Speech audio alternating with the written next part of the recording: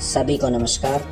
जैसा कि आप सभी को पता है, विभाग द्वारा कक्षा 10 व 12 के विद्यार्थियों एवं संबंधित अध्यापकों के लिए विद्यालयों को टैब वितरित किए जा रहे हैं।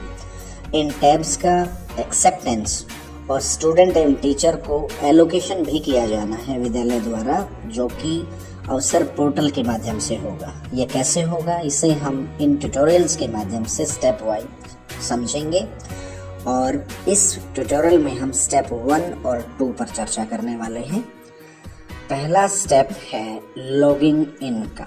तो लॉगिन करने के लिए अवसर पोर्टल पर आपको राइट साइड में जो येलो कलर में लिंक दिख रहा है https://reports.avsar.hrY.in/login.aspx। आप इसको गूगल पर लिखें और सर्च करें, आपके सामने ये वाला पेज ओपन हो जाएगा। आप अपना यूजर नेम और पासवर्ड जो कि विभाग द्वारा ऑलरेडी आपको दिए जा चुके हैं उनको भरें और लॉगिन कर दें। लॉगिन करने के बाद स्टेप 1 कंप्लीट। अब स्टेप 2 डिलीवरी कंफर्मेशन पर हम आते हैं। तो जैसे ही आप लॉगिन करेंगे तो आपके सामने ये वाला इंटरफेस आता है। लेफ्ट कॉर्नर में आप देखेंगे एक नया जो टैब मैनेजमेंट सिस्टम का आपको आइकन दिखेगा। इसमें अलग अलग सब आइकन भी हैं। तो पहला आइकन जो है वो टैब एक्सेप्टेंस का है। आप इसे क्लिक करें और आगे बढ़ें। जैसे ही आप क्लिक करके आगे बढ़ते हैं तो आपके सामने ये वाला इंटरफेस आता है जिसमें डिवाइसेस लिखा हुआ है। पहला कॉलम है टीचर या स्टूडेंट का। तो ड्रॉप डाउन में जैसे आप इसको क्लिक करते हैं तो आपको दोनों ऑप्शन दिखेंगे, टीचर या स्टूडेंट।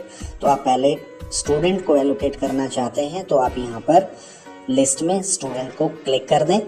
उसके बाद आगे बढ़ें।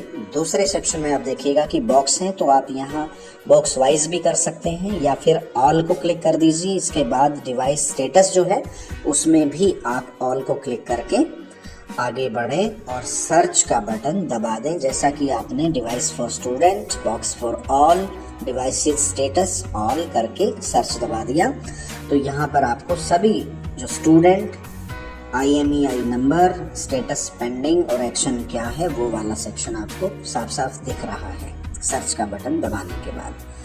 अगर आप किसी एक ही पर्टिकुलर IMEI नंबर को देखना चाहते हैं तो यहाँ जो आप रेड लाइन के अंदर आपको बॉक्स दिख रहा है, इसके अंदर आप वो IMEI नंबर यहाँ पर डालें और सर्च कर दें। सिर्फ आपको वही जो बॉक्स है उसका डिटेल आपके सामने आ जाएगा और आप उसके ऊपर एक्शन, एक्सेप्ट या डिक्लाइन का जो भी करना चाहते हैं वो कर सकते हैं। अदरवाइज अगर आपने किसी का भी जो है एक्सेप्टेंस नहीं किया है अभी तक तो फिर आप यहाँ पर ना डालें इसे, आप सभी डिवाइसेस का स्टेटस चेक कर सकते हैं।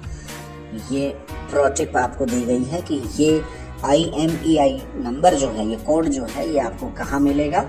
तो ये जो टैब का बॉक्स है उसके ऊपर यहाँ पर लिखा हुआ है जो कि आपको रेड लाइन के अंदर भी दिख रहा है और लेफ्ट साइड में भी नीचे की तरफ जहाँ भी लिखा हुआ है वहाँ भी आप देख सकते हैं। यहाँ से इसको नोट करके आप टैब एक्सेप्टेंस के कॉलम में इसको फिल कर सकते हैं। नेक्स्ट देखिएगा स्टेप 2 के अंदर क्या हमें कार्रवाई करनी है। तो यहाँ पर देखिएगा कि जब हमने सर्च किया तो हमारे सामने ये सारे के सारा जो स्टेटस कंप्लीट आ गया है। अब हमें एक्सेप्ट या डिक्लाइन में से जो है जो एक्टिविटी हमें करनी है हम वो यहाँ पर करेंगे। तो अगर हम एक्सेप्ट का बटन दबाते हैं तो उसके बाद हमारे सामने ये reports.avsar.hry.in सेज की are you sure to accept this device. तो आपको ओके का बटन दबाना होगा। जैसे ही आप ओके का बटन दबाते हैं तो इस तरीके से एक्सेप्टेंस सक्सेसफुल का आपको मैसेज मिलेगा और इस तरीके से ये वाला एक्सेप्टेंस बिल्कुल ग्रीन कलर में आपको दिखेगा। इसमें रिसेट का एक्शन में अब रिसेट आ गया है तो आप इसको रिसेट भी कर सकते हैं। हम आगे बढ़ते हैं स्टेप 2 के अंतर्गत ही। अगर आपको डिवाइस को डिक्लाइन करना है तो आपको यहाँ पर रीजन मेंशन करना पड़ेगा कि जैसे tablet not found, not received, like this, जो भी उसका जेन्युइन कारण है वो आप यहाँ पर मेंशन करेंगे और सबमिट का बटन क्लिक करने के बाद दोबारा से जैसे आपको एक्सेप्टेंस में मैसेज आया था तो अब यहाँ फिर मैसेज आएगा are you sure to decline this device. तो आपको ओके का बटन क्लिक करना होगा और रिजेक्शन जो है वो आपका सक्सेसफुल हो जाएगा। इस तरीके से रेड कलर्ड जो है आपका रिजेक्शन दिखेगा, लेकिन इसमें भी आप देखें एक्शन के साथ रिसेट का बटन आ गया है। बाई मिस्टेक आपसे ऐसा हो गया है या तो आप इसको जो है दोबारा से एक्सेप्टेंस में लेना चाहते हैं तो आप इसको रीसेट के बटन के माध्यम से कर सकते हैं। इस तरीके से स्टेप 2 में repeat this steps for all the students in teacher boxes. तो इस तरीके से आप टैब्स का एक्सेप्टेंस कर सकते हैं।